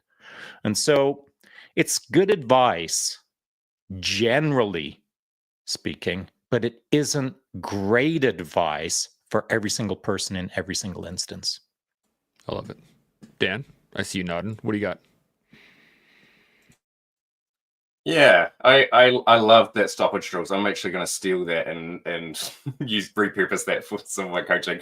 But you're right. Like if you're having to get really, really good at stoppage drills, as in like readjusting to your situation, maybe we need to take a step back and thinking about how do you keep getting in this situation. If I'm pulling on this thread of if we're messing up, like maybe you're overstuffing your mags, or maybe like the housing needs to be changed, or maybe if you're the purchase for that, this rifle is not for this unit, or whatever. I'm stretching the analogy a little bit now, but if you're getting really good at these stoppage drills, how do you keep on getting in this situation to need to be really good at these skills? Are there skill issues on your end? Are you going in a direction, or are you running into skill issues for yourself that keeps on putting you in this situation? I think that's a really important conversation as well to have. Yeah, thanks for that, Sean. And I'm going to steal mag change as well. That's a good one too. I like it. Perhaps maybe you need to go clean your weapon once in a while as well. Yeah. That's a good one. Jay, you got any thoughts? Dan kind of hit what I was going to say. That, you know, you can get really good at an immediate action drill, but at some point I need to go fix the main problem or just get a new gun. You know, maybe I just start completely over and say I shouldn't have to be doing that all the time. There's something, it's kind of a thought that I've been toying around, and it kind of goes with what we're talking about, which is, you know, the whole, instead of doing the immediate action, fix the main problem. And I talking to a lot of the people that I have that are going through or have gone through the same things that I have, it's kind of made me realize that immediate action, here's what, okay. So I believe that people that do things like military, law enforcement, you know, things that where I'm willing to jump in and help other people with the worst problems of their life, that you know, the worst day they've ever dealt with, and it I get a thrill out of it. You know, it's I'll jump out of a car and go into a really terrible situation, but I won't go back. I'll do these immediate actions over and over and over for everyone else, but I never go back. And one, I wasn't doing the immediate action for myself, nor was I going back and reevaluating why am I that way? Why am I can't even look internally to help myself, but I'm willing to go help a complete stranger with what they have going on. You know, and I think that in itself it has to do with trauma. And so I think there's already some, you know, hey, I'm willing to do this. Maybe there's some pre-existing trauma that didn't get caught in some kind of an evaluation, or maybe it wasn't enough to get caught in an evaluation for like a pre-screening or something like that, but it's still there. And okay, so I need to be able to be aware of it, identify it, and say, okay, let's, you know, put your oxygen mask on first before you help somebody else put theirs on. That's the easiest way to that everybody knows. But you know, I always find myself, I'm wondering why do we do that? Why are we that way? And so that whole the immediate action thing kind of helps me think through that a little bit more. That's a good way to put it. You know, just maybe sometimes we got to go back and start over, so get a new firearm and see if that keeps causing the same problems. And if it doesn't, then okay, now I know it was this other thing. So yeah, that's something I've really been trying to play with in my head, and I can't prove any of it, but you know, it's knowing what I know now about trauma. I look at that and say, okay, I probably had some pre-existing things going on to put me in these situations, you know, as I was going through both military and my law enforcement career. That is a beautiful point. And we got a comment from Joshua here. It says, definitely overgassed. Let's take a minute and reevaluate what's going on. 100%. I actually had a friend of mine on the range. He was shooting a rifle. We were in basic training, and his rifle was double tapping. And the instructors came running over and was like, you're not doing it right. You're not using the rifle properly. Show me what's going on. And they sat there and told him that he was wrong for quite a while, and he stood his ground. Kudos to him, but he stood his ground and was like, no, the rifle is shooting 2 rounds, and something was wrong with the sear, so that as he released the trigger, it would fire a second round. It would reset and fire, and he had to get a new rifle. But had he just believed what the instructors were telling him, like, oh, I'm doing it wrong, something I'm doing is wrong, would totally affect how he engaged the rest of that range. Gordo, you got any thoughts? I think a big change for me was when I read, I forget who the psychologist was, but basically, like, we're wired from our childhood, right? Dan will know the guy, like the theory. And I looked at that, and not only as like a child, and when all the stuff about special forces now and childhood adversity, like it all makes sense, where it's like, yep, that does it. But as I like extrapolated that out in my life is when I really realized, like, whoa, this cast has been getting set for a while. And I can look back on very embarrassing, terrible things in my life that I've done, and I can trace it right back to like a grade 11, grade 12 experience where now I am mimicking the same situation that I was in myself, being like the victim or however we want to call it, right? So I've explained that to a number of people, and they're always very like they've never heard of it. And that's a part where I think, I don't know if that needs to get shone on a lot more, that people just, hey man, like there is credence in what these psychs are saying, that the way that you were brought up and the way that you interacted with people is what's going to form you as an adult. And that really grounded me. And it didn't mean I was bad. It didn't mean I was good. It just meant it completely changed my perspective on the way things are. And I've walked other guys through it with their own childhood and their own problems now in life. And they'll bring up stuff where I'm like, yeah, dude, that's like not really a good way to be raised as a child. So your view on life now is very skewed from that. And you could see them sit with it and just realize like, whoa, maybe we are cast from our childhood.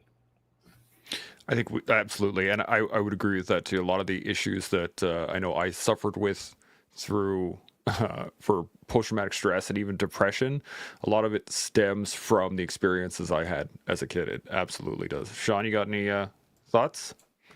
Yeah, that's pretty well understood, I think, through research, through science, through the industries that are out there right now.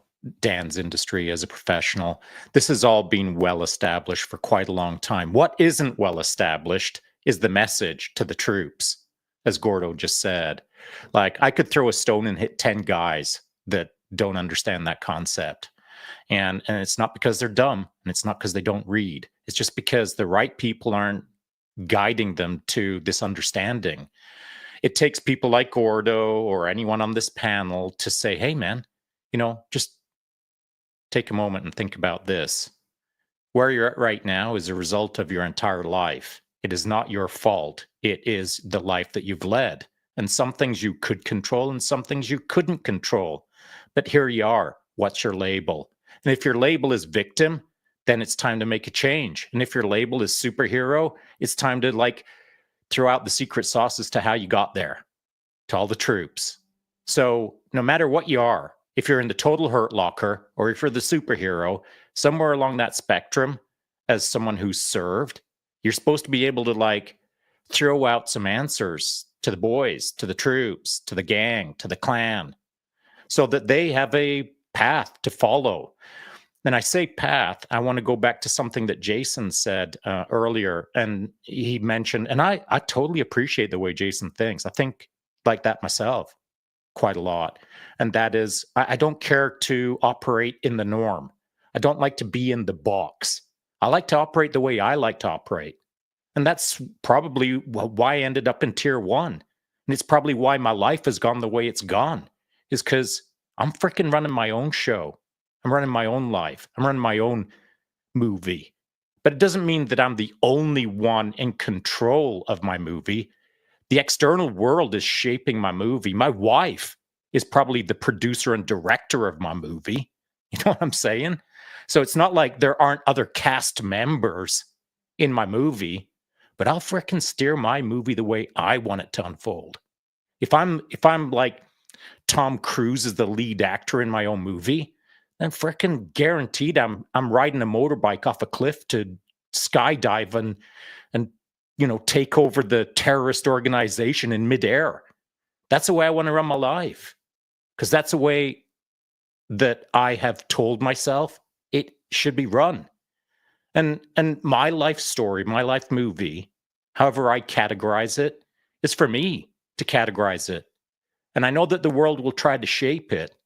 The world will try to beat me down in my own version of the movie, but I won't accept that. I'll do what I freaking want to do. And I don't mean disrespectfully. And I don't mean mean-spirited. And I don't mean just to flip the bird at the world.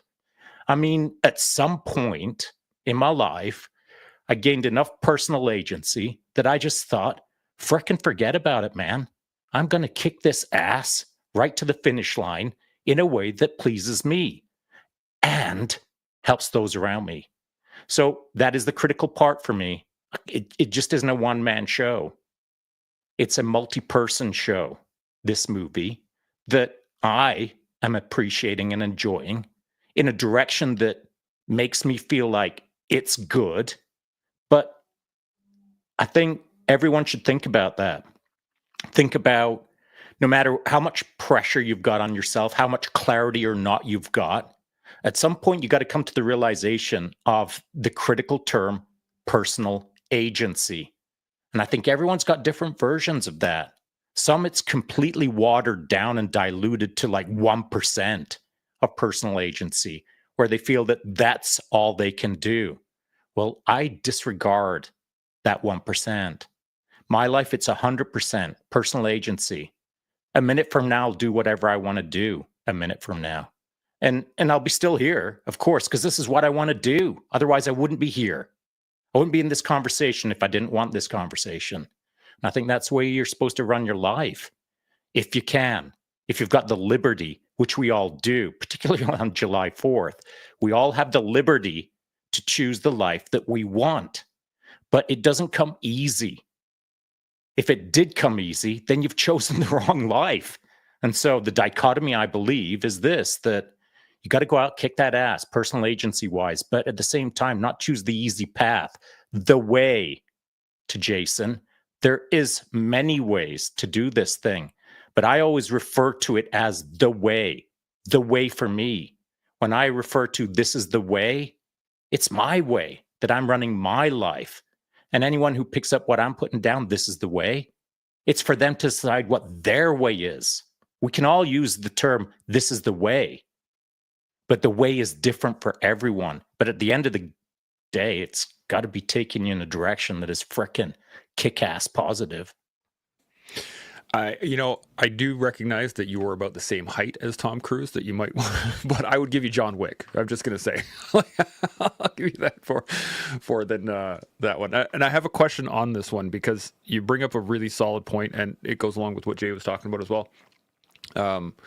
In that there's a lot of people out there that are more than willing to give advice or more than willing to show the troops how to play the game, that have never actually taken the time to sort themselves out in any way ahead of time.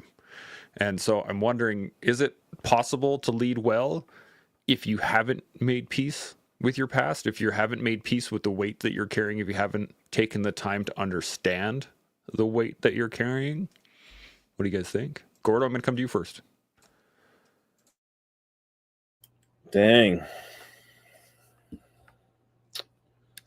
I think there can be good intention. I think there are a lot of like false prophets. I don't know if that's the right word to use here, where people are saying they're a thing and they're all knowing, but they don't have their shit sorted out, and they still could have some pretty good information. So I don't want to devalue what people are saying. Look at social media, right? But do you, as the recipient, want to take advice from someone who hasn't dealt with their own stuff? Maybe that is the person's way of coping. Like Jason was saying, that it's easier to give the advice instead of work on yourself. I'm not going to fault the person, but I don't to say I don't believe that masquerade could keep going for a long time is false, because humans do it all the time. They live their whole life like that.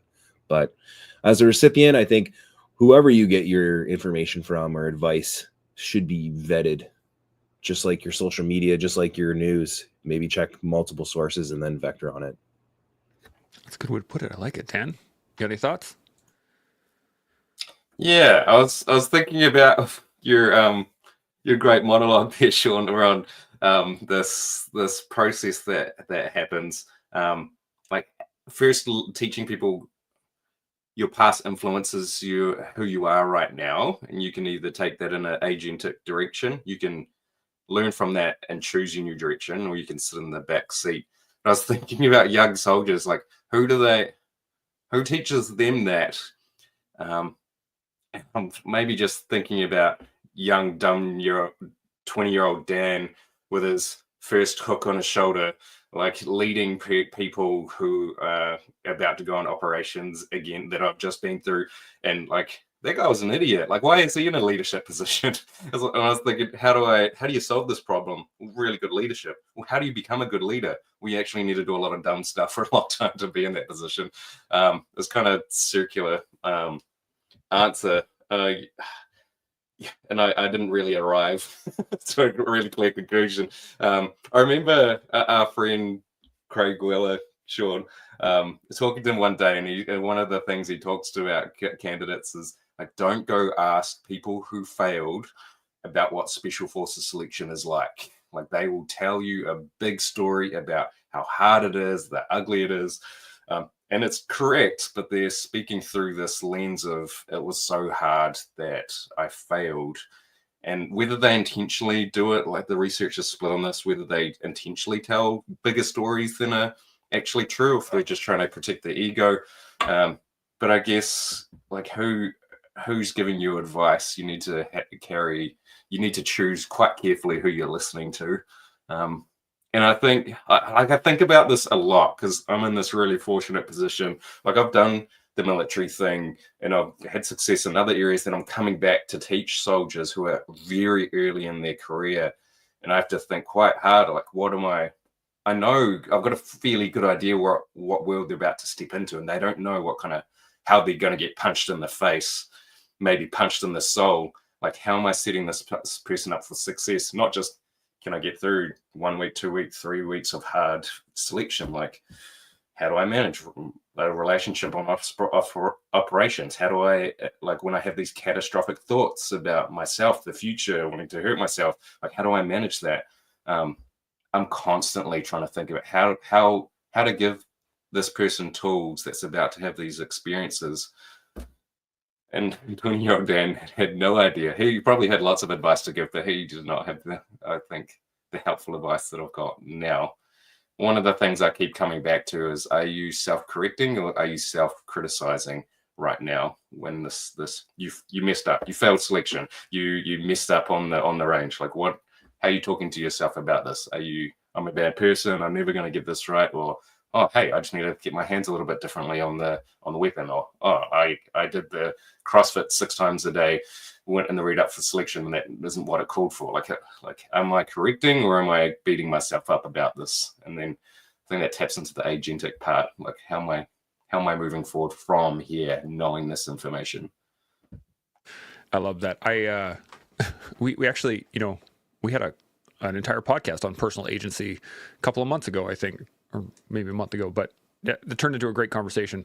Actually, agentic came up as a term most recently out of the masculinity podcast, but it didn't come up specifically in the podcast. It came up specifically in the newsletter, where I described or drew the comparison between, as men, masculinity, maleness. It is our tendency to be self-agentic or agentic, or to, by the term agentic, what I mean is, like, we want to shape our external world. We want to make the world a better place. We want to provide for the world. We want to shape the world. Whereas a feminine or a female or not the opposite of masculine, but a different form from masculinity, the female sense is communion, community, relationship building. Whereas, again, men, agentic, we have a self-agency, and it compels us to shape our world, compels us. Where I do believe it goes wrong is a lot of men don't understand that there's that compulsion to have this agentic compulsion. And then once you realize that that's who you are and that's how you're wired, if you are agentic, now what do you do with that knowledge? Do you just let it unfold organically without even caring? Or do you get involved in shaping the agentic nature of your movie life? Well, I choose to frickin' shape it, man. I choose to get involved in the bare bones of my masculinity. And so that's where it came up. Chance most recently was off of the Masculinity Podcast newsletter. For sure. Yeah. And That was a great newsletter, by the way. I really enjoyed that one. I mean, I enjoy them all, but that one was such a good conversation, and that added to the conversation so well. Jay, you got any thoughts on any of this? I don't want to miss this opportunity though. I'm laughing to myself when Sean was talking about being in his own box. I was having a conversation with somebody the other day that knows you guys. They watch the show and stuff like that, and I said, if you watched Sean's content and you didn't know Sean, you kind of, some people I imagine scrolling through and find it, think who gave this guy a camera. There was one, I think you were throwing some axes at a stump or something like that, and all the blade stuff. It's just like, if you don't have the sound on or you don't read the caption, you just, oh man, this guy. But I have a mentor of mine that I've known, one of my sergeants in on the law enforcement side, and he's exactly the same way. And he kind of helped me realize that that's how I want it to be. Was he's very, this is, when you say the way, this is my way. And I'll absolutely change. If you give me a good reason to, if I also go through that self-discovery of, does this work for me, and does it make sense for me? But yeah, so I always laugh to myself when I see some of the stuff you put out. But yeah, the people, kind of going back to this point, had the people that are willing to give advice, but they haven't gone to take the time to really evaluate themselves, is kind of something that people that are on the recovery journey deal with a lot. And for me, it was, how far along are you, and where are you at internally? And kind of, back to what I said is how do I fit that into what I'm doing and what I'm going through? And so you kind of have to be able to step back and evaluate that, because when you get your mind right, that's one of the first things you want to do, is say, hey, there's a light at the end of the tunnel, and I'm going to show you how to get there. I'm going to tell you what it's like. I'm going to do all these things. But you also got to take a second and say, okay, hey, are you just really excited about this, or have you actually gone through that process to help yourself to be able to give that advice? So that's something that I always, as I start to give advice to people, I want to try to preface it with, hey, here's where I'm at. Here's the things I've gone through, and see if this works for you. And then on the failure side of it, what Dan was talking about as far as guys failing selection and stuff, it reminded me of working with my son. I coach his 8U baseball team. And it's a machine pitch league, and he is kind of frustrated after the last game because he struck out twice. But he's been hitting, I think he's like 24 for 26 on the season or something like that. And he was very, very frustrated at himself. And I told him, I said, dude, I played baseball when I was young for a lot of years. And I said, dude, that's the coolest thing about baseball, is you're going to fail more times than you succeed. The greats, if you're hitting 300, you're at an elite level, and that means you failed 7 times out of 10. So, I'm trying to really kind of get him to understand that evaluation of failure, and say, okay, I'm doing these things right. What other small things can I do? And he's got a long way. Like he said, he's playing 8U, so he's got a lot of things to learn. But he's obviously doing really well. But because he's doing well, it's frustrating to him when he does fail. So, yeah, and that's hard when you go up to the plate 5 times and fail 3 out of 5 or 4 out of 5. So, it's fun to go through that, especially now having gone through a lot of things that I've gone through, and say, hey, it's okay. And what can we learn from it? It's a great point. And, we've used the baseball analogy a number of times on the show of, like, if you're hitting 300, you're probably going to be in the Hall of Fame at some point. And the thing that just clicked in my head when you said it's a machine pitch league is that if you're hitting at an elite level and you're hitting 300, that means you're hitting against elite level pitchers. Like, you're getting thrown the hardest possible pitches possible, and you're still hitting 300.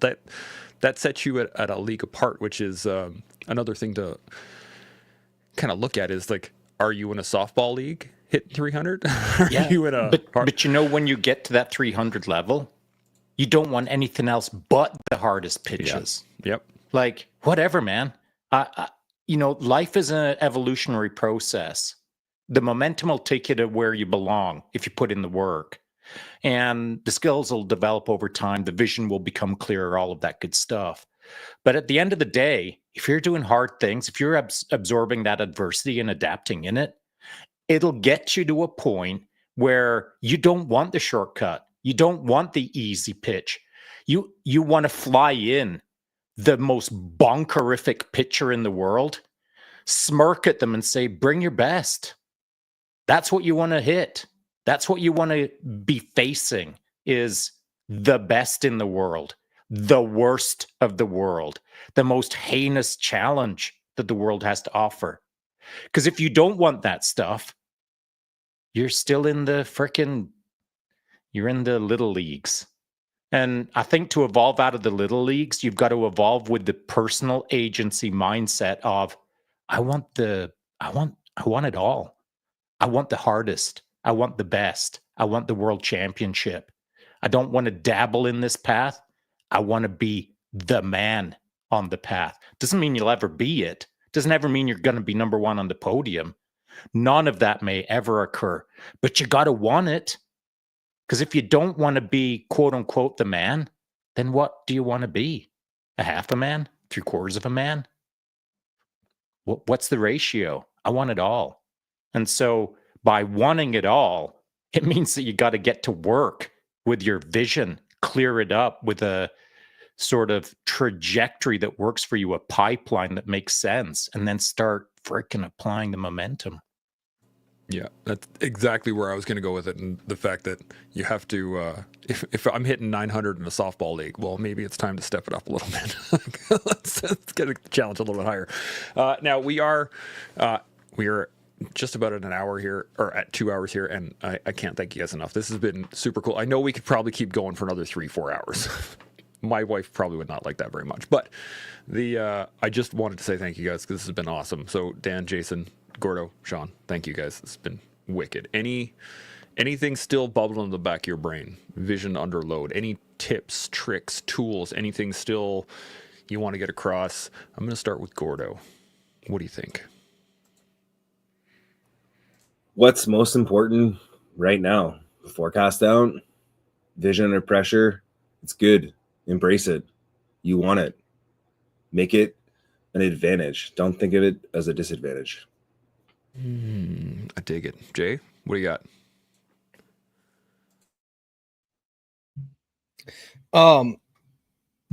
Yeah, so it kind of goes off of what you just said. It's the analogy of kind of what you were just talking about is the guys, they would say, the guys who really want it, the guys who are the elite level, they say, those are the guys that want the ball when the game matters the most. But those are also the guys that have come to terms with the fact that it's a high pressure moment. It's, and whether it be the national championship or some kind of World Series or whatever it is, they want the ball, but they've also come to terms with the fact that they might fail. And what does that look like for them? If you're going to call it, hey, give me the ball, I've got to be okay with, I've got two outcomes here. I'm going to fail, or this is going to be epic. And, that comes along with that. So, once you know who you are and I want these moments, you also got to be okay with both outcomes. That is a beautiful point. Dan, you got any final thoughts? Yeah, I was having a little giggle inside around the chasing hardness. After my military career, I moved to Thailand, did the whole kickboxing thing in the camps, then transitioned to professional MMA, and had a great time there, like working with world-class athletes. And then I made the decision to come back home again in my town, and I went to the local gym. And I remember this guy, we're doing some drills, and he held up the pads, and I said, "Are you ready? Are you ready for this? I'm going to hit this hard." Yeah, man. He's like 100 kilos, which is much bigger than me, if you haven't noticed. I said, "Are you ready for this?" He's like, "Okay." And it was just teep drills, just front kick, and I kicked him clean off his feet. And that was actually my last session. I was like, if I'm not fighting the hardest guys I can find, this is not interesting at all to me. This is just beating up guys that are local.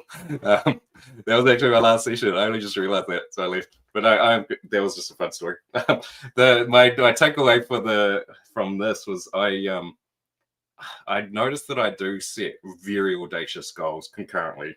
My wife would argue whether that or not that's a good idea. But often what I do is I'll think about what's the direction that I want to be going, and I'll put that to the side. And almost 99% of what I'm thinking about is how do I make today move towards that thing? And I kind of, it's not forget about it, but if I'm constantly looking at the gap between where I am and where I want to be, I'm really uncomfortable. But if I'm just like moving closer today towards that, so it's a pretty sweet place to live. I get some rad goals along the way, and I actually enjoy the journey. I dig it. I love that. That's awesome. Sean, you got any final thoughts? I do, and it's Jason that's in my head for my final thought, and it's because he works closely with night vision equipment, etc. And so, the topic being vision under load. And so with night vision goggles, of course, mostly it's occurring at night. The interesting thing about NVGs is that they are not eternal. You got to swap the batteries out from time to time. And so you might be in the middle of the night doing your thing, and then your vision just disappears because you need fresh batteries. And so I think I'll use that battery swap idea to get better vision as the simple reset, resetting your focus, resetting your purpose, resetting your direction, resetting your life. That battery swap moment shouldn't just be autonomous without any thought. It should be, why do I have to swap my battery right now? Did I not plan accordingly before I left out on the night op? Did I ... You can play this thing any way you want. But at the end of the day, the battery swap of life is something that has to happen. And so think about that. Do you often have to swap without any thought? Do you swap with thought? Do you start pre-swapping your life without even swapping the battery? You think you're doing things, but you're not. Like, the battery swap is kind of an interesting little thing to play within your life. But if you can't dive into the deepness of that puzzle, at the very least, at a surface level, consider this. Today is probably a good day to think about, do you need to take a day off and just figure out some of this stuff? As I said to Chance earlier this week, take a week off. Just decompress, man. Just kind of feel what's what and see where you're going with things, etc. Everyone needs to do it, me included. Think about your battery swap. That's a great point. I was actually going to go somewhere in that similar range, is that there's different levels of night vision, right? There's the attempted focus at night, where everyone just goes like this, and they try to focus in on whatever's happening, and then you have single nods, which give you some vision but lack depth. You can't really tell what is depth perception, what's not, what's shadow, what's a hole, what's etc. You can get the dual nods, and you can start to see a little bit better, and then you can get the big ones, the GPNVG, those things that where you can get a really good sense of things and have really good vision at night. But all of those require a little bit of training, a little bit of development, a little bit of understanding, a little bit better, and you have to get money for sure, for sure. But I just mean in terms of developing your own vision under load, is that if I were to drop 100 pounds on you right now, how many people could pick that up and walk with it and keep their vision? A lot of times when we're walking with heavy rucks on, a lot of people's heads start to drift and they start looking at their feet rather than looking at the road ahead of them. And so it takes development, it takes time. Give yourself a little bit of grace, give yourself some depth, and let yourself build into it. I love this. So thank you guys again. This has just been another fantastic conversation. And as we all continue to learn, build, and grow, we'll see you all next week. Chimo. Gordo's taking selfies. I like it. Thanks everybody for watching and being part of the collective. If this has sparked any thoughts or resonated with you, let us know in the comments. Don't forget to like, subscribe, and share. Your support helps us grow and keeps the conversation going. We'll see you all next time.